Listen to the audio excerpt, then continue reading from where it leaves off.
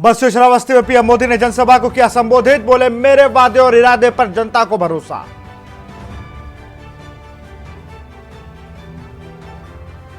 हरियाणा में बोले राहुल गांधी, मोदी ने 22 लोगों को अमीर बनाया, हिंदुस्तान के जवानों को मजदूर बनाया। मंच पर भिड़े राव दान किरण चौधरी। सीएम केजरीवाल ने प्रचार में झोंकी ताकत, बीजेपी पर लगाया आरोप, कहा जेल में बंद कर दी थी शुगर की दवाएं। झारखंड में प्रियंका गांधी ने केंद्र पर साधा निशाना, कहा बेरोजगारी और महंगाई पर कुछ नहीं बोलते पीएम मोदी। सोरेन को फर्जी केसों में भिजवाया जेल। छठे चरण के लिए सीएम योगी ने झोंकी ताकत, यूपी के 5 जिलों में जबरदस्त चुनावी प्रचार।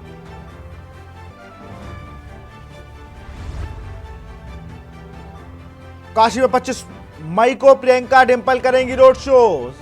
सीर गोवर्धन से दुर्ग कुंड तक खुली कार में रोड शो। आप देख रहे हैं के न्यूज का साथी। नमस्कार, स्वागत है आपका देश की बात में। मैं हूं आपके साथ विशाल पंडित। बुलेटिन की शुरुआत करेंगे दिल्ली की अहम खबर के साथ। केजरीवाल को जान से मारने की धमकी, मेट्रो में धमकी भरे मैसेज लिखने का मामला। आरोपी का सीसीटीवी फुटेज हुआ वायरल। मेट्रो में धमकी भरे मैसेज लिखने का मामला।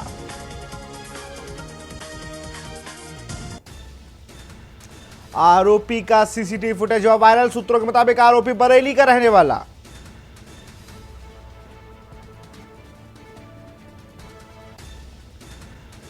पुलिस ने आरोपी को किया गिरफ्तार। आरोपी अंकित गोयल को गिरफ्तार। 10 दिन से दवा ना मिलने से था नाराज। नामचीन बैंक में कार्यरत है आरोपी अंकित।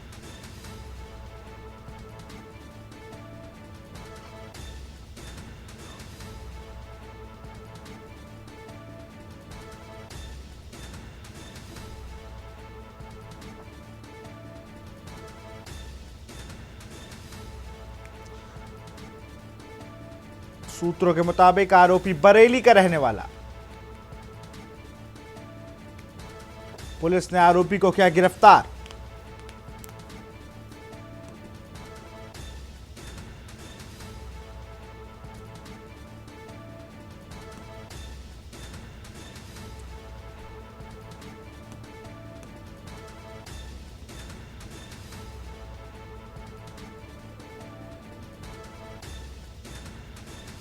मेट्रो में धमकी भरे मैसेज लिखने का मामला। आरोपी को किया गया गिरफ्तार।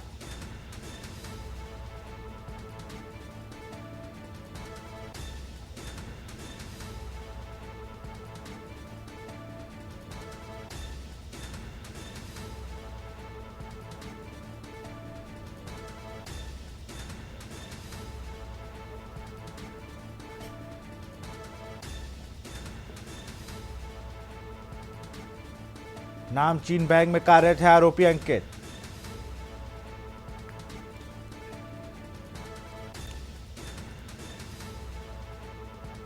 मेट्रो में धमकी भरे मैसेज लिखने का मामला।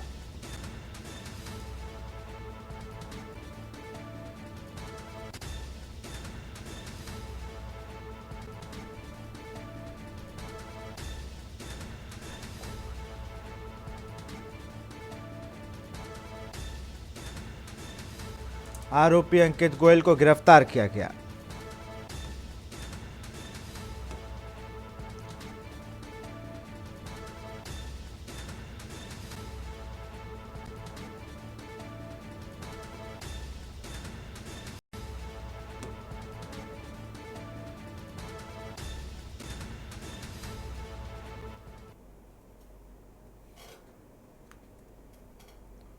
दिल्ली के सीएम अरविंद केजरीवाल ने दिल्ली में नुक्कड़ सभा कर बीजेपी को प्रधानमंत्री नरेंद्र मोदी के खिलाफ जमकर भड़ास निकाली। इस दौरान उन्होंने बीजेपी पर कई तंज कसे। क्या कुछ कहा केजरीवाल ने, आपको सुनाते हैं।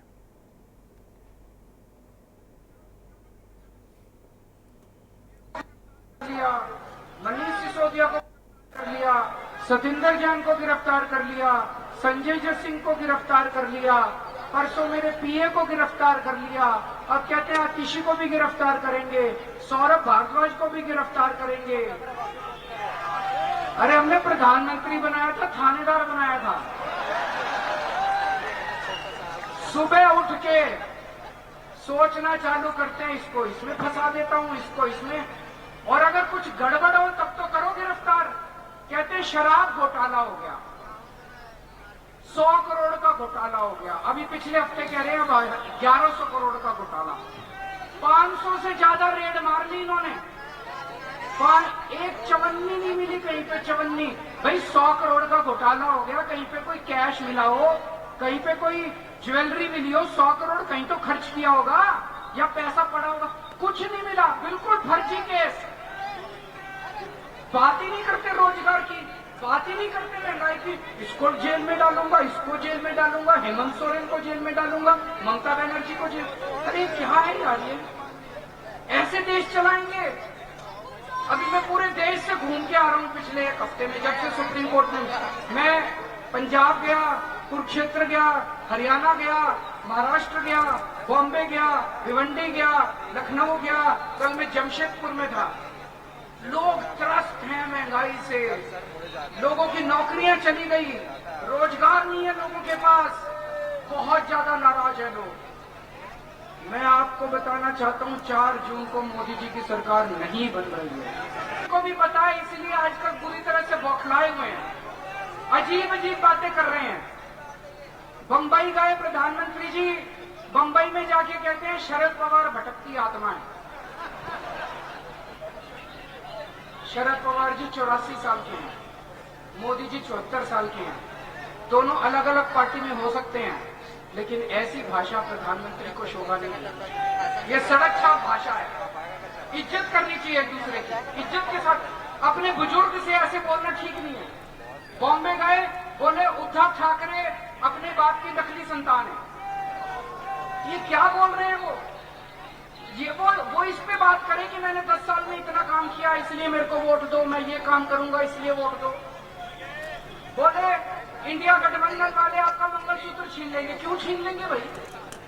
आज अभी मैं सुन रहा था, आज वो कहीं भाषण दे रहे थे, बोले ये इंडिया गठबंधन वाले आपके घर की टूटी छीन के भाग जाएंगे। इंडिया गठबंधन वाले सवेरे सवेरे आपके घर से अखबार लेके भाग जाएंगे। पता नहीं क्या क्या बोल रहे हैं वो, पता नहीं क्या क्या बोलना चालू कर दिया। एक और चीज, इनके सारे नेता ऐसे ऐसे बयान दे रहे हैं। संबित पात्रा जी, सुना है सबने नाम? इनके सबसे बड़े प्रवक्ता हैं। भगवान जगन्नाथ को कौन कौन मानता है? हाथ खड़े करके बताओ। कौन कौन पूजा करता है भगवान जगन्नाथ की? जय जगन्नाथ। जगन्नाथ का मतलब जगत के नाथ, पूरी यूनिवर्स के, सृष्टि के, कायनात के भगवान।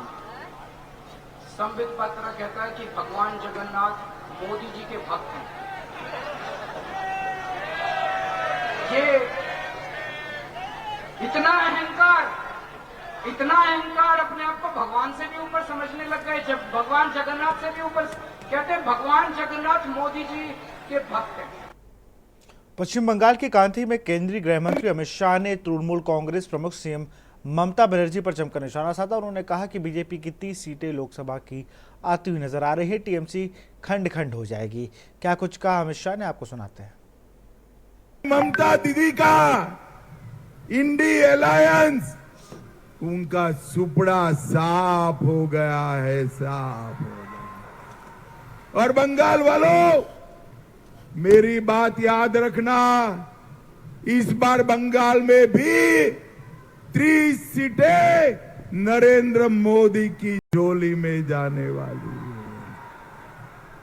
बंगाल में 30 सीटें आते ही आप समझकर रखना, ये तृणमूल कांग्रेस खंड खंड हो जाएगी और ममता दीदी की सरकार विदाई हो जाएगी, विदाई हो जाएगी।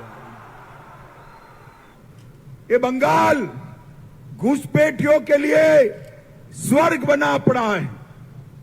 बंगाल की घुसपैठ न केवल बंगाल, देश के लिए चिंताजनक है और सबसे ज्यादा नुकसान हमारे बंगाल का हो रहा है। जिस तरह से डेमोग्राफी चेंज कर रही है ममता बनर्जी, ये पाप है, पाप। मेरी बात याद रखना ममता दीदी, वोट बैंक के लिए देश की सुरक्षा को आप ताक पर रख रहे हैं।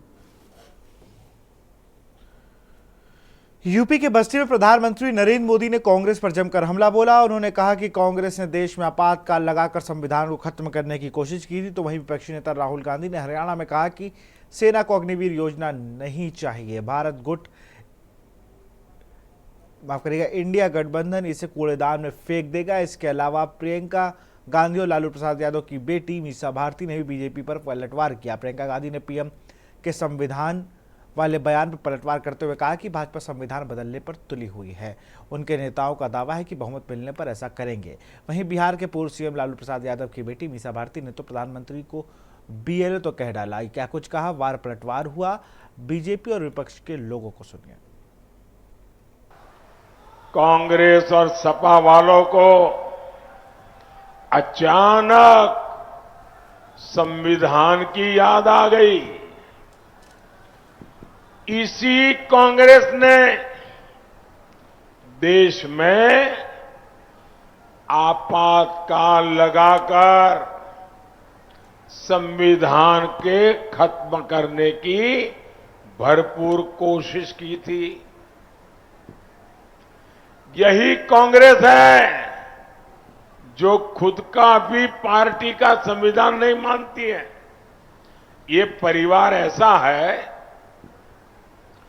कि बिहार के अति पिछड़े समाज के एक व्यक्ति सीताराम केसरी कांग्रेस पार्टी के अध्यक्ष थे।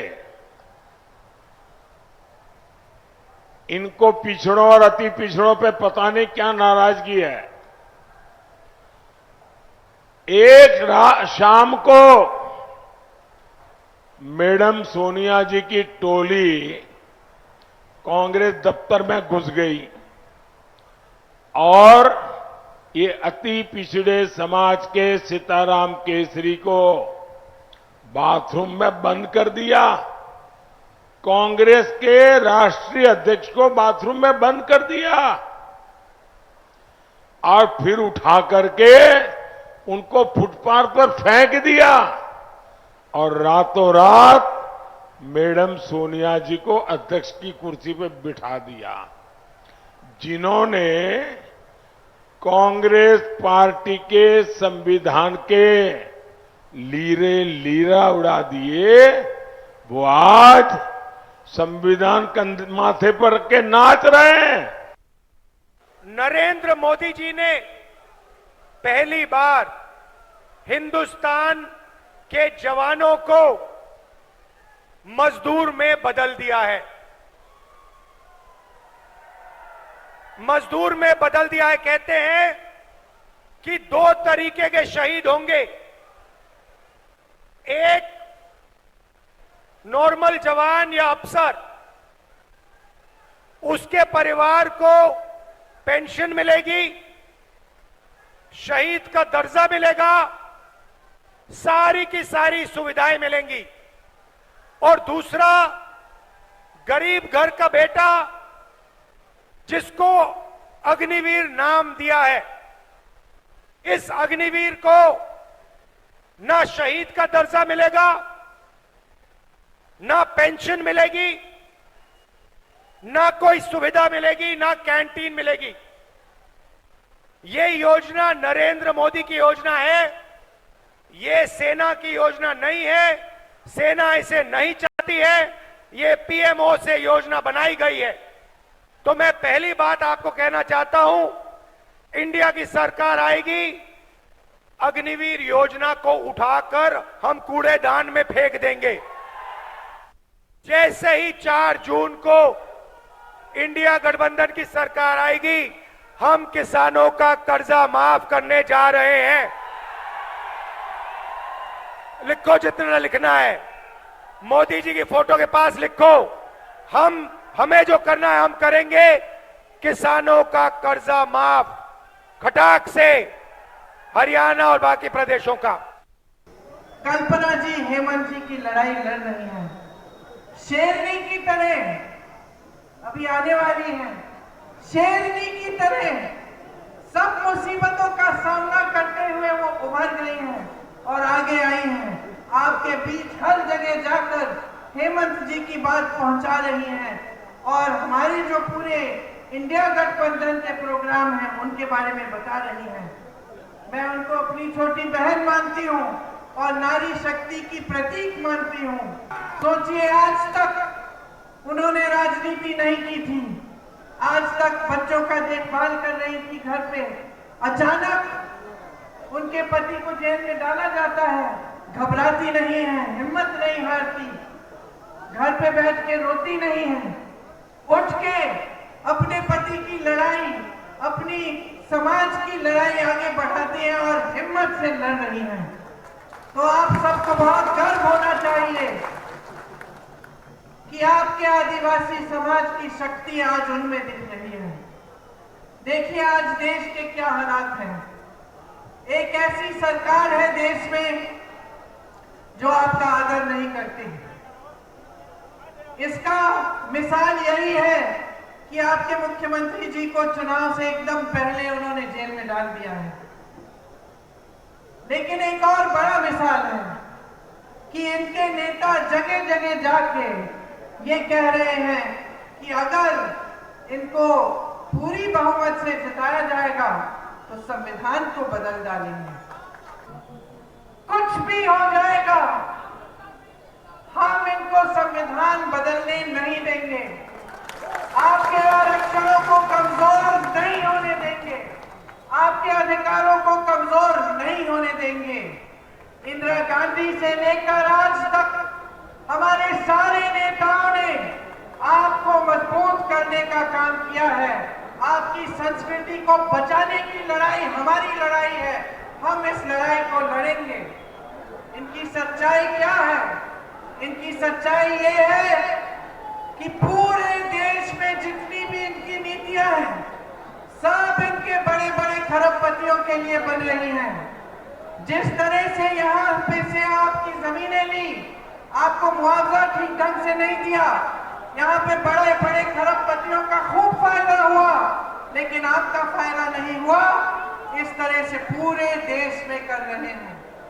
देश के कोयले के खदान, देश की बिजली, देश का पावर, देश के हवाई अड्डे, देश के बंदरगाह सारे अपने बड़े बड़े खरबपति मित्रों को दे दिए गए हैं।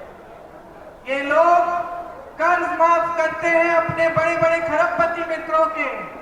16 लाख करोड़ रुपए माफ किए हैं इन्होंने सिर्फ 22-23 बड़े बड़े खरबपतियों के, और देश के किसान का 1 रुपया माफ नहीं किया। प्रधानमंत्री ने अगर 10 वर्षों तक काम किया होता तो इतनी सभाएं नहीं करनी पड़ती।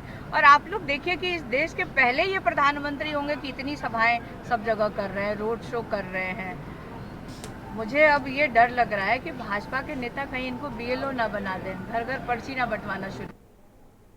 दिल्ली की मंत्री और आप नेता आतिशी ने बीजेपी पर तंज कसते हुए कहा कि भाजपा दिल्ली में जल संकट पैदा करना चाहती है। उनकी इस टिप्पणी पर भाजपा नेता रमन मलिक ने पलटवार किया। क्या कहा था आतिशी ने और क्या पलटवार किया रमन मलिक ने, आपको सुनाते हैं। आम आदमी पार्टी इस समय इतनी बौखलाई हुई है कि वो हर तरीके का हथकंडा अपना रही है। ये वो लोग हैं जो करप्शन के अगेंस्ट आए थे लेकिन करप्शन में ही जन्मे वो कीटाणु बन चुके हैं दिल्ली के लिए। देखिए, दिल्ली के चुनाव के अंदर भाजपा भी प्रत्याशी है, तो अगर भाजपा प्रत्याशी है तो हम अपने लिए क्यों खड्डा खोदेंगे? हम कोई आम आदमी पार्टी या राहुल गांधी थोड़ी है कि अपने आप अपने लिए भस्मासुर बन जाए। गर्मी का प्रकोप है, पिछली बारी जितनी बारिशें आई उसके हिसाब से बर्फ नहीं गिरी और उसके हिसाब से पानी नहीं आ रहा है। अब पानी अगर कुदरती कम आ रहा है तो हम क्या करें? हमारे को पंजाब की आम आदमी पार्टी बोलती है कि हम तुमको 1 बूंद पानी नहीं देंगे। दिल्ली की आम आदमी पार्टी बोलती है हम तुमसे बिना पानी लिए छोड़ेंगे नहीं। तो हरियाणा क्या सूली पर लटक जाए? भारतीय जनता पार्टी को और प्रधानमंत्री नरेंद्र मोदी जी को अरविंद केजरीवाल जी से परेशानी ही इसलिए है क्योंकि जहां एक तरफ मोदी जी वादे करते हैं, अपना एक भी वादा पूरा नहीं कर पाते। आज बीजेपी रूल्ड स्टेट्स में भयंकर पावर कट्स हो रहे हैं और वहीं दूसरी ओर अरविंद केजरीवाल जी हैं जो अपना हर वादा पूरा करते हैं। उन्होंने वादा किया था कि दिल्ली वालों को 24 घंटे बिजली देंगे और इस पीक गर्मी में, इस सिवियर हीट वेव कंडीशंस में भी दिल्ली वालों को 24 घंटे बिजली मिल रही है। कांग्रेस नेता राहुल गांधी ने हरियाणा के पंचकुला में संविधान सम्मान सम्मेलन को संबोधित करते हुए कहा कि संविधान सिर्फ एक किताब नहीं है बल्कि यह सत्ता हस्तांतरण का एक दस्तावेज है। यह सत्ता हस्तांतरण के लिए एक प्रक्रिया है जो 1947 में शुरू हुई थी। अगर आप भारत की जनसंख्या का सर्वेक्षण करेंगे तो पाएंगे देश में कुल आबादी का 90% हिस्सा दलित, ओबीसी, आदिवासी और अल्पसंख्यक है। अगर हम संविधान पढ़ें तो साफ साफ लिखा है कि हर भारतीय को एक समान माना जाना चाहिए। यह समानता का एक दस्तावेज भी है। नरेंद्र मोदी जी ने पहली बार हिंदुस्तान के जवानों को मजदूर में बदल दिया है। मजदूर में बदल दिया है। कहते हैं कि 2 तरीके के शहीद होंगे, एक नॉर्मल जवान या अफसर, उसके परिवार को पेंशन मिलेगी, शहीद का दर्जा मिलेगा, सारी की सारी सुविधाएं मिलेंगी, और दूसरा गरीब घर का बेटा जिसको अग्निवीर नाम दिया है, इस अग्निवीर को ना शहीद का दर्जा मिलेगा, ना पेंशन मिलेगी, ना कोई सुविधा मिलेगी, ना कैंटीन मिलेगी। ये योजना नरेंद्र मोदी की योजना है, ये सेना की योजना नहीं है। सेना इसे नहीं चाहती है, ये पीएमओ से योजना बनाई गई है। तो मैं पहली बात आपको कहना चाहता हूं, इंडिया की सरकार आएगी, अग्निवीर योजना को उठाकर हम कूड़ेदान में फेंक देंगे। प्रदेश की मंडी लोकसभा सीट से बीजेपी उम्मीदवार कंगना रनौत ने बुधवार को कहा कि कांग्रेस गुंडागर्दी पर उतर आई है और काजा की घटना उसके लिए ताबूत में आखिरी कील साबित होगी। लाहौल स्पीति के उदयपुर में कंगना रनौत ने कहा कि वह इस तरह की हिंसा से दुखी होती हैं। उन्होंने कहा कि कांग्रेस जानती है कि वो लोकतांत्रिक तरीके से जीत नहीं सकती। आपको बता दें कि काजा में कंगना रनौत का विरोध किया गया था। हिमाचल प्रदेश बीजेपी ने राज्य के मुख्य निर्वाचन अधिकारी के पास शिकायत दर्ज कराई है। जो काजा में जो हुआ एपिसोड, हमारे वो जो बंदी थे जिनको मार के उनकी टांग तोड़ दी गई, अभी हमारी उनसे भी मुलाकात यहाँ पर हुई। हम पहले आते ही सबसे पहले हम उनसे मिले। हमें बहुत दुख होता है ये इस तरह का जो बर्ताव है, इस तरह की हिंसा जो है वो दिखाई जा रही है।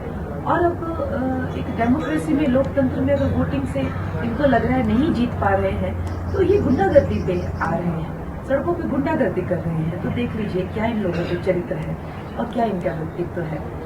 तो खैर दुनिया देख रही है और इसका ही शायद ये एक और इनको जो है एक जिसे कहते हैं last nail in their coffin, वो इनकी जो है लोगों को देखने को मिला है। और अब तो मार्जिन हमारा बहुत ज़्यादा हो जाएगा क्योंकि लोगों ने देखा है कि भाई हम जो सत्ता है वो शिष्टाचारी लोगों को देंगे, ऐसे गुंडों को थोड़ी देंगे जो गुंडागर्दी करे बाद में और जो है वो पूरे टेररिज्म का माहौल जो है पूरे प्रदेश में फैलाते।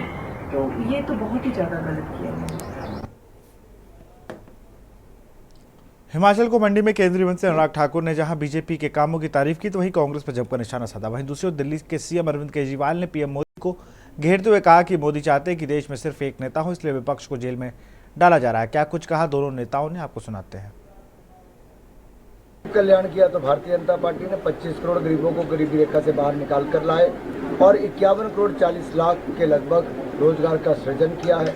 10वें नंबर से भारत की अर्थव्यवस्था को दुनिया की 5वीं बड़ी अर्थव्यवस्था बनाया है और साथ ही साथ भारत का मान सम्मान दुनिया में बढ़ाया। ऑपरेशन गंगा चलाकर दुनिया भर में यूक्रेन से हम भारत के नागरिकों को सुरक्षित निकाल कर लाए। कोविड के समय करोड़ों भारतीयों की जान बचाई और मोदी जी ने भारत की अर्थव्यवस्था को दुनिया की 5वीं बड़ी अर्थव्यवस्था बनाई। देखिए मैं इतना ही कहूँगा, बस स्टैंड के लिए तो धूमल जी के समय से किया था, उससे पहले भी वीरभद्र जी के 5 साल निकले, 5 साल भाजपा के भी निकले। पैसा नहीं दिया, काम नहीं किया, अब करके दिखाए ना, 1.5 साल से हो गया, क्या किया? कुछ नहीं किया। ना इन्होंने 1500 रुपये महिलाओं को दिए, ना 2 रुपये किलो गोबर, ना 100 रुपये लीटर दूध खरीदा है, ना 300 यूनिट बिजली के मुफ्त दिए हैं, और ना ही युवाओं को 5 लाख नौकरियां दी हैं। ठगा हुआ महसूस करता है महिला, युवा, बुजुर्ग और किसान।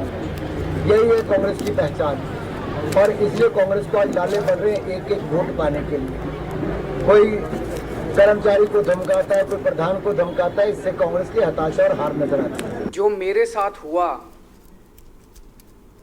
वो एक संदेश दिया गया है कि केजरीवाल को गिरफ्तार कर सकते हैं, अगर हम इसको चुनाव के बीच में गिरफ्तार कर सकते हैं तो फिर किसी को भी कर सकते हैं हम लोग। ये संदेश पूरे देश के सारे विपक्ष को, सबको, बड़े बड़े नेताओं को, सबको दे दिया गया है। प्रधानमंत्री जी एक स्पेशल प्रोजेक्ट पे काम कर रहे हैं और उसका नाम है वन नेशन वन लीडर, कि इस देश में अब एक ही नेता होगा, प्रधानमंत्री जी, उसके अलावा कोई नेता नहीं होगा। और उसके 2 पार्ट्स हैं उस प्रोजेक्ट के। एक है विपक्ष में जितने नेता हैं उनको एक एक करके जेल में डाल दिया जाए। जो जो नेता उनके अनुसार नहीं चलते, जो उनके अनुसार चलते हैं, उनके कहे में चलते हैं, उनको बख्श दिया जाएगा। लेकिन जो उनके अनुसार नहीं चलते, उनके खिलाफ बोलते हैं, उनके खिलाफ आवाज़ उठाते हैं, उनकी गलत नीतियों का विरोध करते हैं, उनको जेल में डाल दिया जाएगा। हेमंत सोरेन को जेल में डाल दिया, मेरे को जेल में डाल दिया, मनीष सिसोदिया को जेल में डाल दिया, सत्येंद्र जैन को जेल में डाल दिया, संजय सिंह को जेल में डाल दिया, उधर ममता दीदी के कई सारे मंत्रियों को जेल में डाला हुआ है, स्टैलिन साहब के कई मंत्रियों को जेल में डाला हुआ है, पिनराई विजयन के ऊपर कई केस कर रखे हैं, कभी भी किसी भी टाइम जेल में डाल सकते हैं, तेजस्वी यादव के ऊपर कई केस कर रखे हैं, उनको कभी भी जेल में डाल सकते हैं। देश के कोई ऐसा मुख्यमंत्री नहीं बचा विपक्ष का जिसके ऊपर इन्होंने केस नहीं कर रखे और जब चाहे जेल में ना डाल सकते हो। यहाँ रुकते छोटे से ब्रेक ले, जल्द हाजिर होंगे।